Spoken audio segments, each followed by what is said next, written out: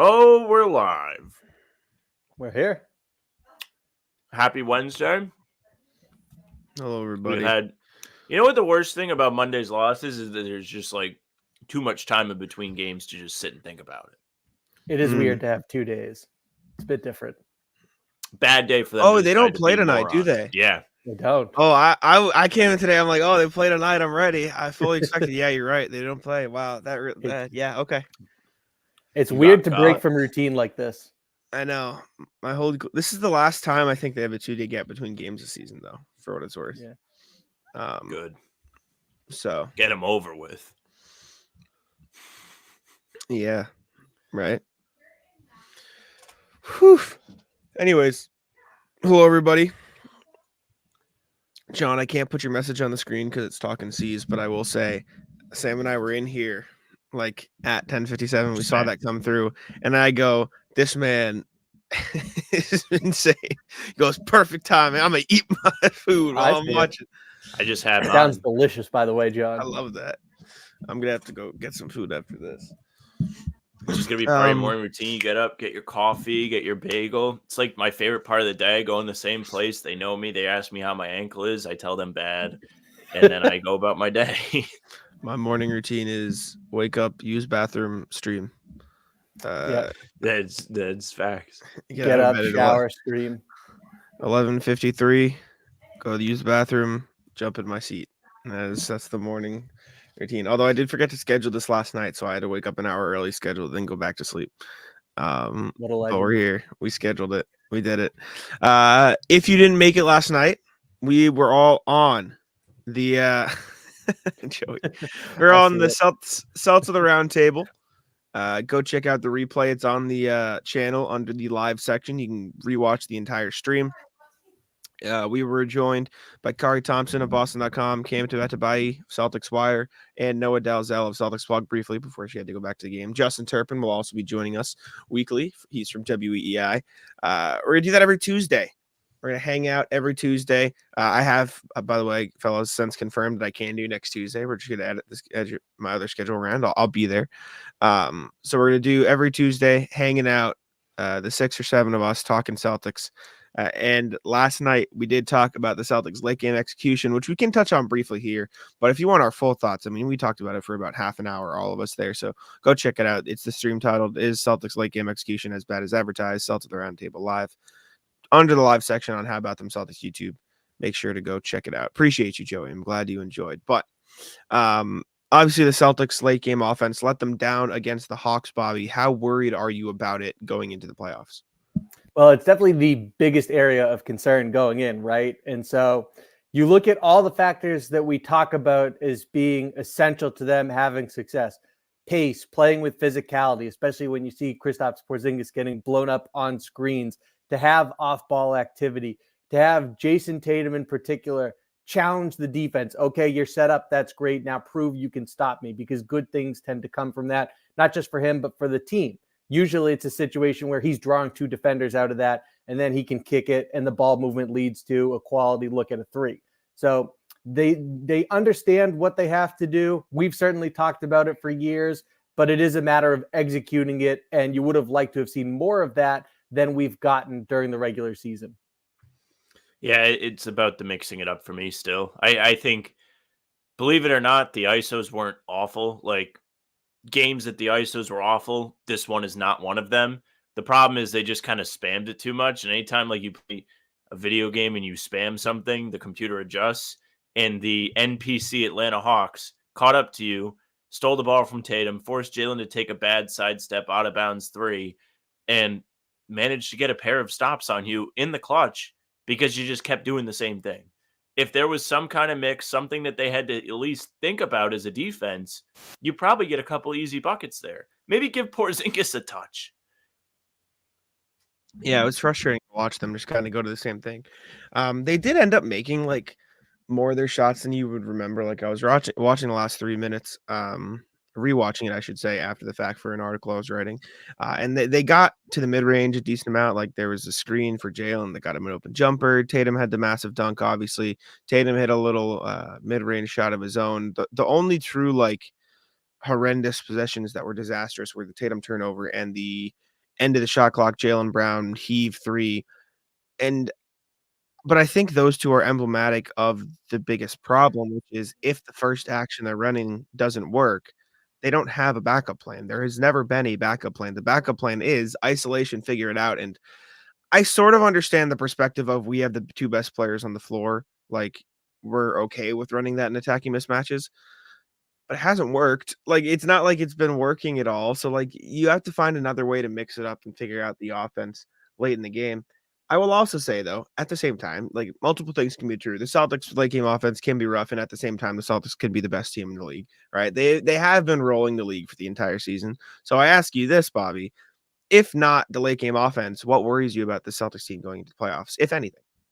It's a great question, especially when you look at it from anything that unfolded against the Hawks on Monday. And so the reality is that lately they've let go of the rope defensively.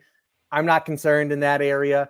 Giving up 20 points off 9 turnovers is ridiculous. But if you have Drew Holiday or Derek White, not to mention both in the lineup, that's highly unlikely to occur. So things like that don't really concern me. And that's how the Hawks got their rhythm, was they were able to keep getting buckets, whether it was in transition or the Celtics just not having the same energy, focus, and physicality that Atlanta did at the other end. So that most of what happened doesn't. There's small microcosms, like I mentioned on the roundtable, about combating force, but also to circle back to the crunch time offense, because the answer is there's not a whole lot outside of there that I think is worth clutching pearls over.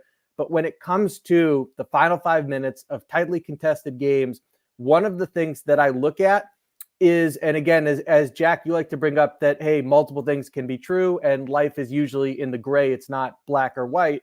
But to an extent, their offense, including in crunch time, is about, hey, everyone, figure it out on the fly, so to speak, and empowering the players to make the right reads. And what that inadvertently feeds into is, if you don't have the ball and you're not going to be involved in setting the screen, then you go to your spot, and step 2 is to watch what unfolds. And then it becomes, okay, I don't want to cut into a place where I might be clogging up a lane, especially if it's where I think Tatum might drive. So now it kind of feeds into players being stagnant and just, let me get to my spot and stand here and see if the ball comes my way on a drive and kick. For me, one, I do agree, like, physicality is a concern a little bit for me, just because, all right, let's say Embiid comes back, right, and you have to play Philly. Now, I don't think any of us are hearing Philly and being like, oh boy, the boogeyman. But you have to think, like, Porzingis hasn't done great against big guys. Like, Jokic had his way with Porzingis. There have been several. Nurkic gave them a hard time for a little bit in one of the Phoenix games. Like, there are examples of Porzingis seeing these big guys and just getting pushed around a bit. And I mean, he's not a perfect player. You're going to have weaknesses, and that's one that he happens to have. I think Porzingis is fantastic. I think he's been great against a team like Miami that has Bam, who's also physical. But even Bam had his way in the home opener back in October. Like, he cooked the Celtics. So if you want to worry about one thing, I think the paint defense is a little concerning. It's not overly concerning. I think Holiday is someone they can slide into, adjust. Like, they have different wrinkles that they can use to make things difficult on more physical players. But that's one. One thing that sticks out to me, I want to shout out RJ for this one, because when we had this happen, he pointed it out.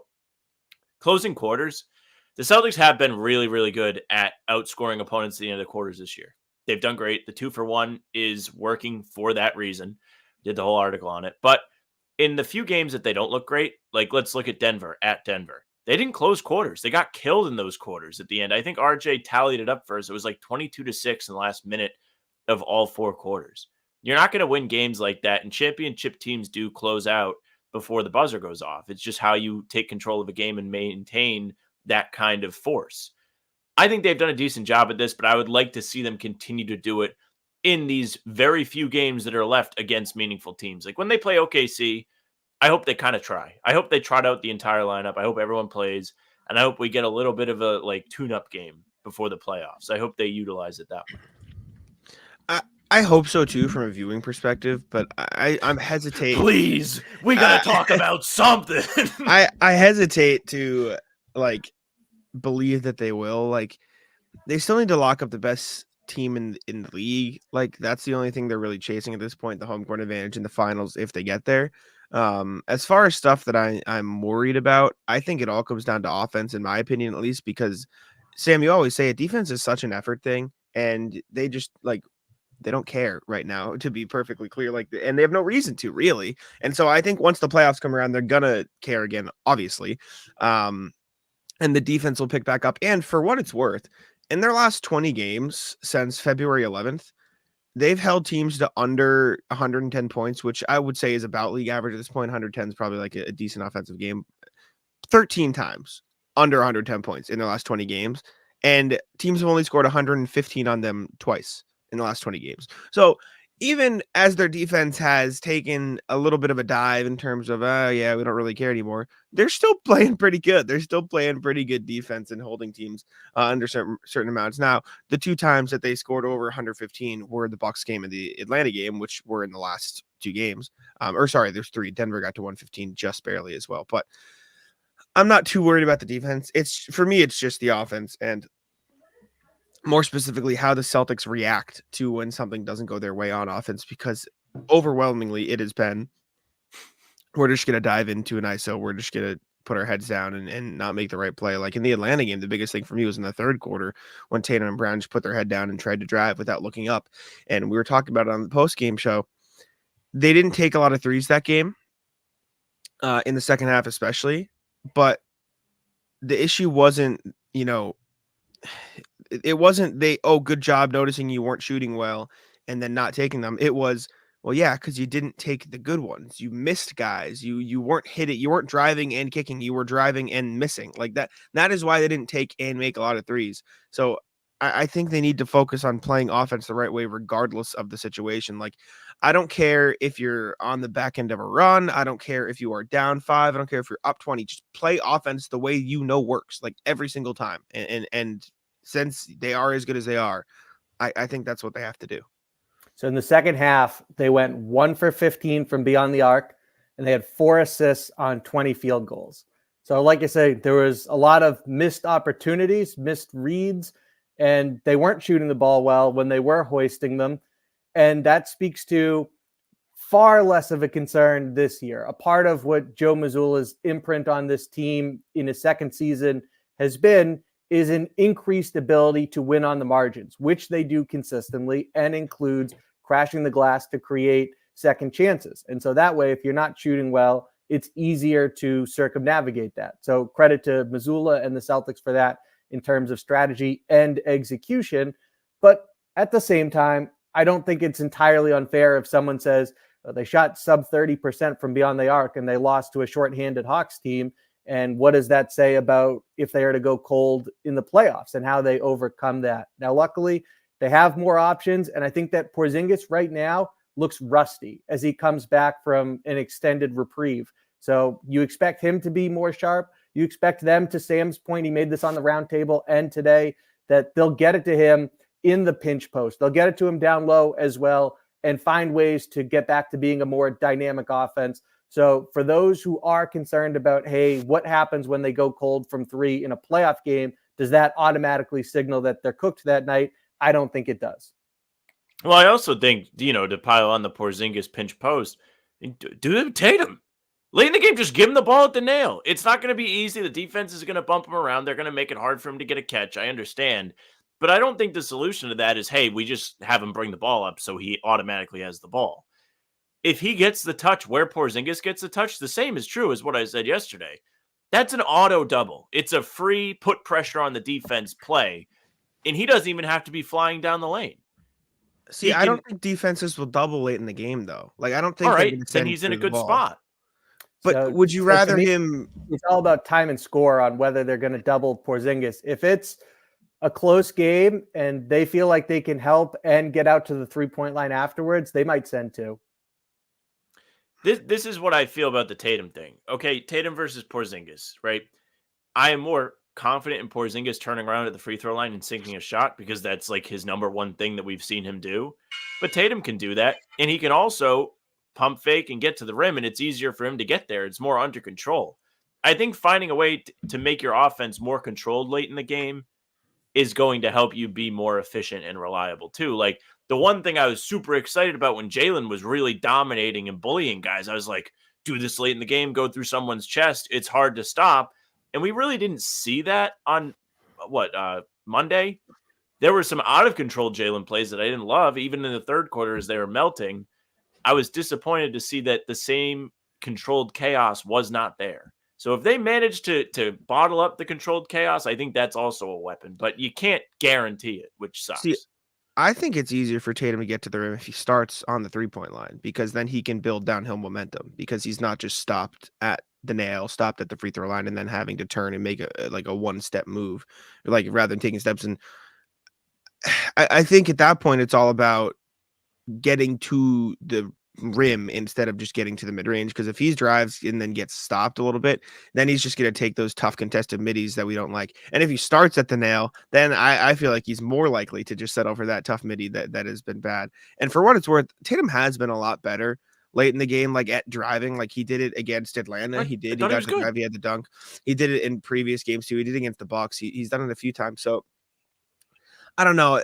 I hesitate to like send everything into the middle of the floor late in the games, because I just don't think teams are going to double. And you've seen that. And that's a big reason why the Celtics get bottled up, is because they can't work out of that same draw two and then kick to the open man late in the game, which has been like the backbone of their offense because they are so good. So I just don't like, I think defense is bogged down. I think the teams hesitate to switch and send help and all that stuff, and they'll just live with the matchups that they have. And then the Celtics end up saying, okay, I guess we'll just have to live with this. And then they take the mid-range shot. So that's the only hesitation I have with Tatum at the nail. I get Porzingis a bit more because he is a walking mismatch and he'll be able to shoot over guys, but I don't know about anybody else. It could just be in the pitch mix. Doesn't have to be every single time. Like the answer to this is there is no auto fix every single time. I think that's what we've kind of come to over like the last month, because Cleveland, they were bad, and Denver, they weren't great down the stretch. Even though Holiday took over and went supernova, they still didn't look fantastic. Like it's just like, hey, do what you do, but also just do other stuff. I also think we have a large enough sample of certain actions that have proven they're probably going to work and are at least worth running in crunch time. Whether it's, and again, this is over the whole final 5 minutes. It doesn't have to mean last possession game on the line situation, but a Derek White Porzingis pick and roll, getting it to Porzingis in the middle of the floor, because Jack, you're right, they're probably not going to send two. I could see some defenses switching up a look that you didn't get in the regular season, kind of like people weren't expecting Denver to play the Tatum Porzingis pick and roll the way they did the second time around, right? So you're going to get some looks you didn't see in the regular season. But Porzingis, for the most part, is going to get one defender that he can shoot over, and that's advantage Celtics. So there's all these different actions. The low angle screen from Porzingis for Jaylen Brown that worked against Atlanta late in the game, that's something that has been effective all season long. So to me, there's all these different options with a large sample size of success that they can go to, as, to use Sam's words, spin the dial in the final 5 minutes of playoff games. Just been playing a ton of MLB The Show. I'm afraid to spam fastballs. Like I'm watching the Celtics do it, and they get taken deep. It's devastating. You got to mix it up. Shake off the catcher every now and then. Exactly. Speaking of Tatum, just calling like he's putting the fist down as 0, calling his number. Joe's like, no. He wants that high heat every time. Yeah. Speaking of the of Drew Holiday, Drew Holiday was recently on the Draymond Green show. Sam and I talked about it on today's video. First thing he talked about was just what it'll take for the Celtics to go over the hump. Said it's a sense of consistency and calm through every storm, every series, every playoff run. Something goes to crap. I almost said the word. But thank you. I'm just reading the quote that you texted. The Celtics have like preached this mentality all year, Joe Mazzulla specifically, of day to day. We're going to focus on today, then we'll focus on tomorrow when tomorrow comes. And I think that is the correct approach in the playoffs. But Drew Holiday is right. Something inevitably goes wrong in the playoffs. Something will happen. Like there will be adversity to overcome. Knock on wood, it's nothing too bad. But how do you envision, Bobby, the Celtics handling that and being able to get over that? And what do you think it could be? Well, I think what it plays into is the fact that this is probably the team with the most options. I mean, Denver, Jokic has all these counters within the course of a play. But the Celtics, if you take away something that they're doing well, it opens up something else. There's a reason that they have the most talented top 6 in the NBA, and that they have the versatility at both ends of the floor. Like, Joey Spatulas talked about, hey, I'm a bit concerned for when they have to put 2 on the ball and what it means for them defensively, because they can stay out of it so frequently. This is not a young team. These are veteran defenders that have shown an impressive level of cohesion and ability to play on a string when they have to rotate. So I look at it and say, there are going to be things that aren't working for them on a certain night or a certain series that they'll have to grind it out without being able to tap into. What it is, it's going to depend on the matchup, really. But at the same time, they have the counters for that. And so their versatility is why I'm not concerned. And then, I spoke to Jrue Holiday before the season started, and I asked him, hey, what did you learn or had a lesson reinforced to you the year that you broke through with the Bucks that you're going to impart on the team this season? And so he said his message to the Celtics is consistently going to be that it's harder than anything you've ever done before. You're going to be exhausted, but it's about mental toughness and who can fight through it and make plays toward the end of games and the end of series. Who's the most connected, that team will win it. And I do think the Celtics have earned high grades in those regards. Hearing him say it's about who can make plays late in games doesn't make you feel great, now does it? How can the Celtics battle adversity? So the good thing, as terrible as it is to hear, it's important who makes the late game plays. It is great to hear you are going to face adversity, because the Celtics have done a great job this year of bouncing back, whether it's in game or over the course of games. Like, they've only lost 2 games in a row twice. Usually they come back and they win the next game after they disappoint everybody and everyone asks if they're frauds and the season ends. But even in game, I mean, I did the clapback Celtics article for Celtics blog a couple weeks ago, and I just put together a bunch of game charts that were like, oh, look, oh, they might lose it. Nope, never mind. It went back up. There goes the lead again. Like, they just rebuild the lead. And even in Atlanta on Monday, they blew a 30-point lead. Atlanta cuts it to 3. Joe takes a timeout. Respect. Everyone probably was loving that. And then they came out and blew it right back up to 11. The problem is Atlanta was red hot at that point, and they made all the threes, and it was very difficult to keep them at bay. But you can't say that the Celtics didn't respond. And they even put themselves in a place to win that game. And it brought us to the most frustrating part of the game where they didn't do that. But they didn't just roll over. They didn't give up. And there is probably less risk of them doing the 2019 Celtics where they win 5 straight playoff games. Everyone's like, these guys are unstoppable. And then they lose and then they don't win again. It's just not going to happen. They have done a great job at just being like, okay, yeah, we'll punch back. That's fine. Yeah.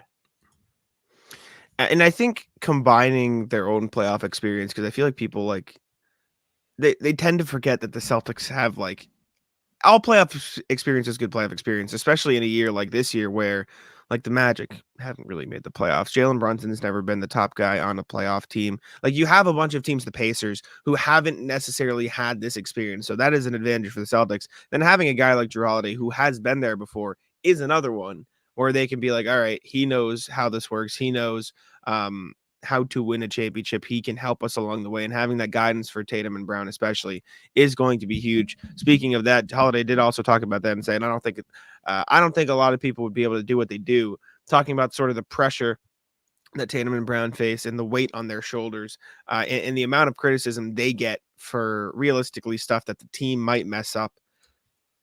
Bobby, do you think it's underrated how much like pressure they bear on their backs and how much, criticism they take and just let it brush off their shoulders? Like, they get a lot of heat in this city. Yeah, I think it's a double-edged sword. It can really fuel you.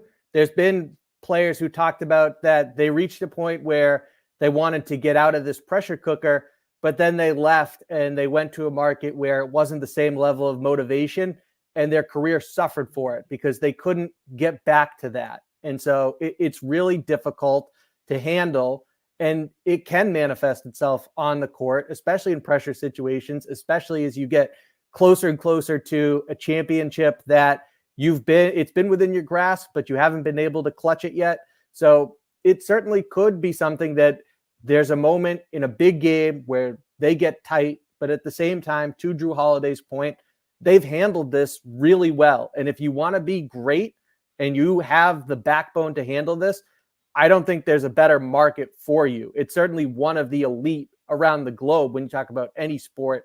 So to me, I think for Tatum and Jaylen Brown, the reason they can handle it is because they're really about it. Now, it certainly adds pressure and stress, but we also gloss over all the big games that they've come through. Tatum, 46 in Milwaukee with his season on the line, and beating Miami in a game 7 in South Beach to go to the finals.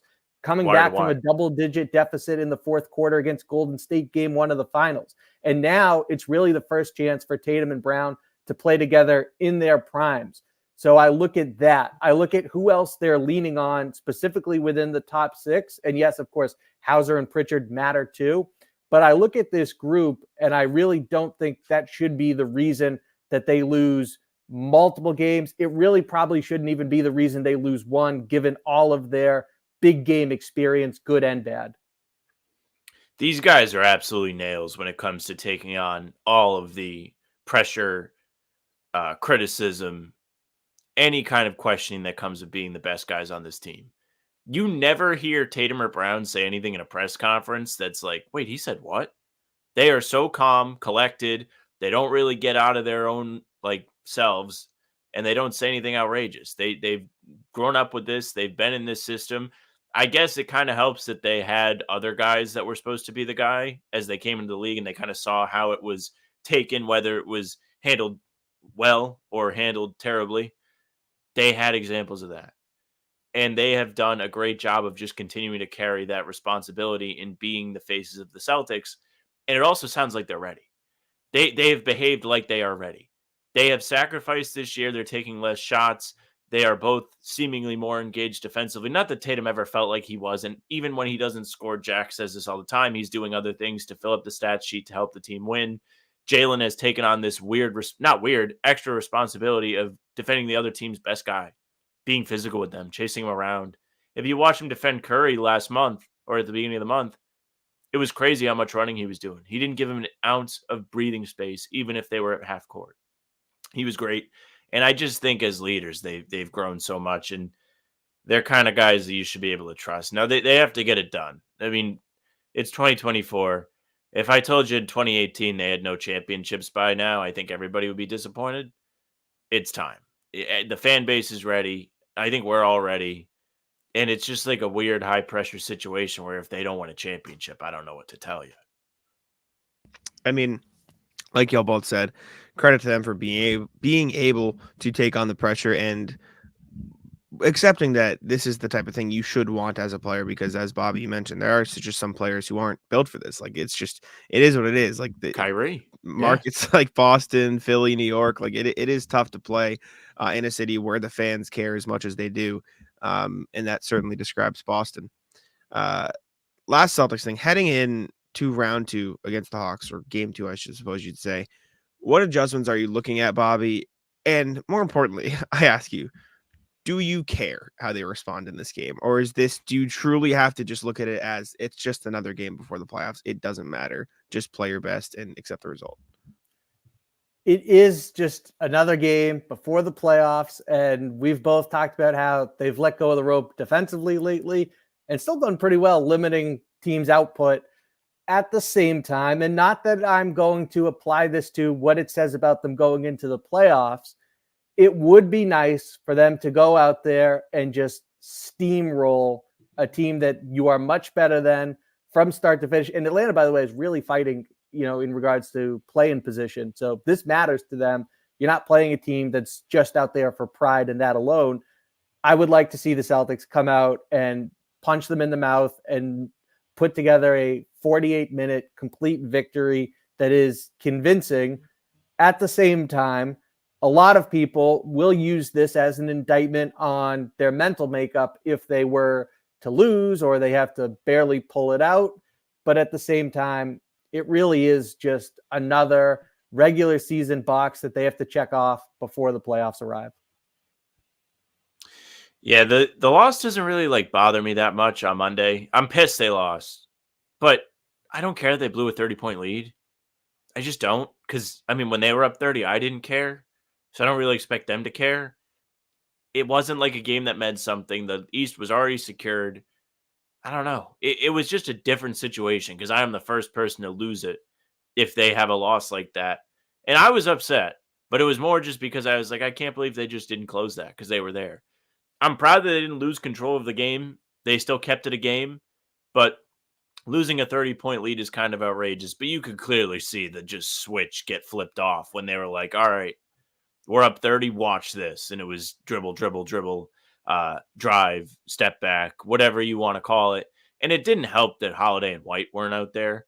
I do think those guys are kind of important to holding on to leads and calming everybody down. I forget who mentioned it on the roundtable. It might have been you, Bobby, but they will be the ones to bring up the ball when things start to go off the rails a bit to calm everybody down.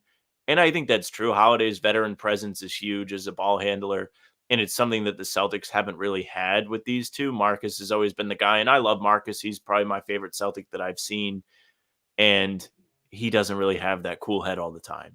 He will fire up the three that everyone hates. He'll try and make a tough pass, which oftentimes did get through, but it is a risk. And there was less of a controlled sense when he was, in control of things. So these guys make it a lot easier. All right. Well, We found when he's looking for trivia. Yeah. We found the goal. Sam froze. You did find it though, because Sam froze. Welcome. Welcome back. Half Sam. hour must be the limit. You go live for more than a half hour. You're asking too much. Well, you did find when I was looking for trivia, by the way. I didn't respond in time to Sam's freeze, but I was setting it up. Would you like to go to trivia? Are we ready to rock? I think we're good. Sam, ready? Let's get into it. All right. So, question today. Since 2000, so I have since the 2000-2001 season. So this is not starting in 99-2000. Well, I guess I'll wait. Since the 2000-2001 season, we're going to be looking at which Celtic. Well, okay, I'm gonna wait a second until Sam is officially back, just because it's gonna take like 20 minutes. That's fine. Well, I'll share the screen and you can read it on the screen then. Which Celtics scored the most points against the team that won the title that year? So regular season game, but i.e. last year, who scored the most points against the Nuggets? The year before, who scored the most points against the Warriors? Year before, you know what I'm saying? So which Celtic has scored the most points? This is completely random. This is good luck. One. This is figure it out. This is who was good each year. I was fiddling around with the filters and I was like, oh, I can filter by this, like how good the team was. Oh, I can filter by who won, like got this far. And I could filter by which team won the finals. So we are looking at who scored the most points. Again, chat's off, obviously. Chat's off. Against the team that won the finals that year. Bobby did win, so Bobby will be going first. Sam's gonna be back and forth, so maybe we filibuster a little bit while we wait for Sam's internet. But you're gonna be waiting a while. He's locked in right now.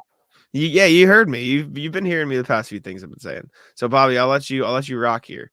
Most points scored against the team that won the finals that year. Again, we're starting in the 2000-2001 season. Who was the Lakers, I believe. Paul Pierce. Paulie Pierce. Let's take a look. I should make you say the year too. I'm not gonna. 42 for Paul Pierce. It would 42 for Paul Pierce. And we'll wait. Now we wait. Hello, chat. That was unfortunate timing. It's always going to be unfortunate timing. His internet is just going to be cooked for the next 20 minutes. The IT gods really do seem to cap him at about 32 minutes. I keep telling him I think we were 27-3 in the last 3 games. People are acting like they're not a bad team, Birkin. Few bad losses. Welcome back, Sam. Would you like to get a guess in before you freeze? Did you hear the question? Oh, my goodness. That was like a fake out freeze. Thought he was with us. He was back, and then he wasn't. Like Michael says, like the stream, we'd appreciate it very much.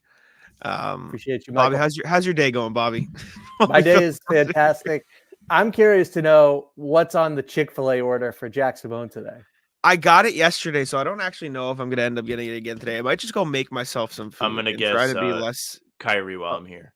There we go. All righty. That was efficiency right there. Thank you. We appreciate the efficiency. Kyrie Irving does in fact put him ahead by 1 point. 43 points for Mr. Irving. Good. Was that against Toronto? It was, yeah. Great guess, Sam. Wow, that was sick. Do you know the year Pierce did it, or were you just? Oh wait, this is a single game. Yes, Pierce did against the Lakers. correct. Yeah. Most points scored against by Celtic against the team that won the title that year. Yeah, Pierce did it against the Lakers in 01. Kyrie did it in the 18-19 season. Back to you, Bobby. You had plenty of time as we filibustered. No, I think I'm here. Welcome. Oh, there we go. He's locked in now. I meant plenty of time to think the last No, time. no, I know. I'm saying. Yeah. Really wasn't thinking about answers as we filibustered. Want to know Jack Chick-fil-A order? Yesterday I got a sandwich and some nuggets. The nuggets do sound good though, so don't. You might have tempted me. God damn it! I was gonna be. Make a healthy lunch, Jack. We'll see. We shall see.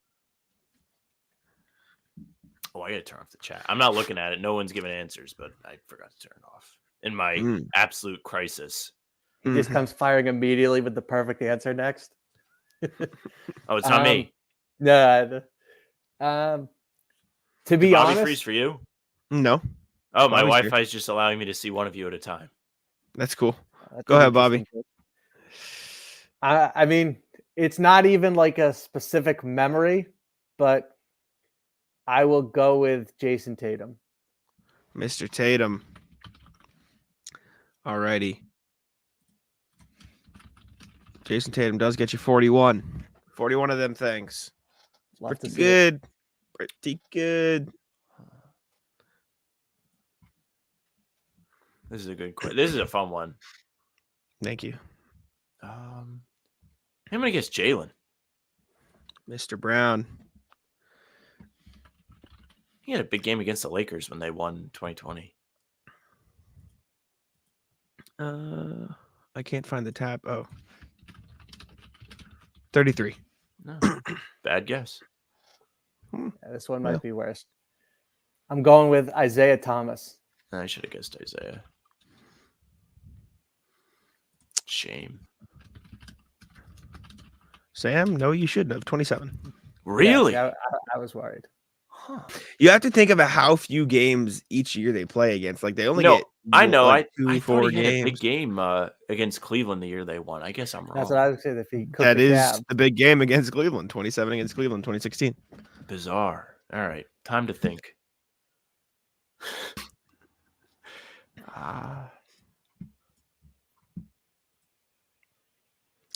You already did Jared. him. Jared, that guess isn't. It's not terrible, but it's not. It wouldn't be like top tier. No, it's not P.K. Mitris. Sorry. Welcome in, Salem.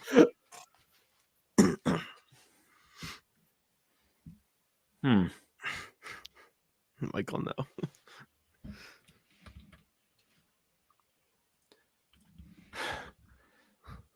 I'm gonna actually. I'll bank this one because I don't. Yeah, I don't need to burn that. I'll guess Antoine Walker. Mr. Walker. Ready.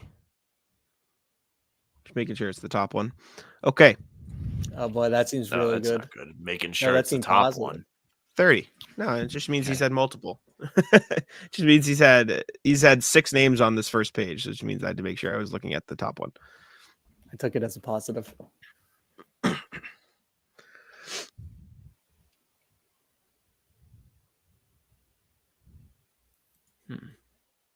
Jared, you guys have chats off, right? Yeah. Yes. Jared, that's the number one answer. Good job. Great job, Jared. Sam, this is up to you. You can use your denial. How many of the top 5 answers are left? Can I say that, Sam? What? Bobby is asking if I can answer that question. How What's many the of question? the top 5 answers are left? He just said it. I lagged. Oh, okay. Did you hear it? Did you lag again? He said it again. I heard him say it. You can say. So if there's duplicates, do you want like just the top 5 raw, even if there's duplicates, how many are left? Or do you want just the numbers. So like of it doesn't the top matter 5 if games? multiple people scored the same. Of the top 5 games left, there's 1 name left. Okay.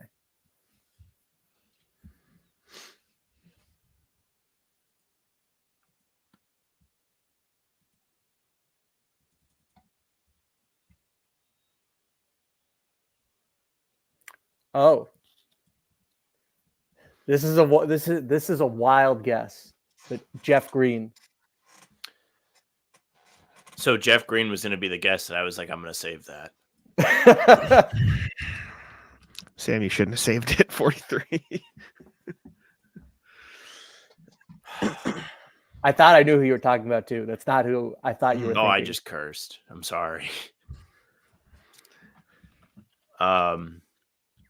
Was that the number one? Yeah. So this doesn't count the playoffs? No. Okay. No. In the regular season. Man, that sucks.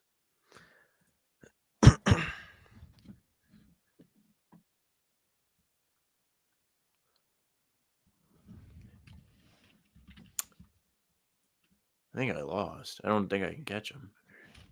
Bobby would have to have some stinkers. Yeah. Which is possible.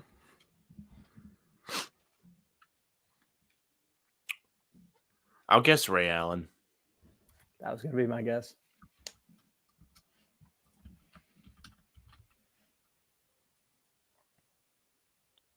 Ray Allen. 28.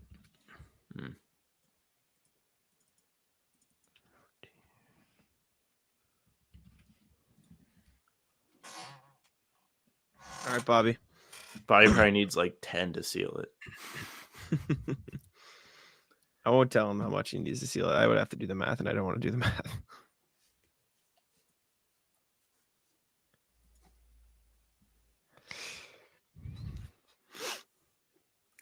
It's a bit of a. I think this is just a safe guess, so I hope I don't get burned for it. Kevin Garnett.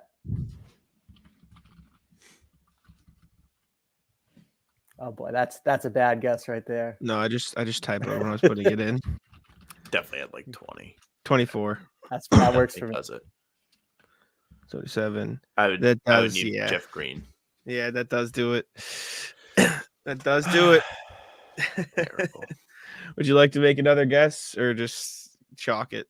Just chalk it. All right. 3 to Bobby. Bobby. Would have been electric if that Dana Barros 50-point game was against the title team that year and he nailed it.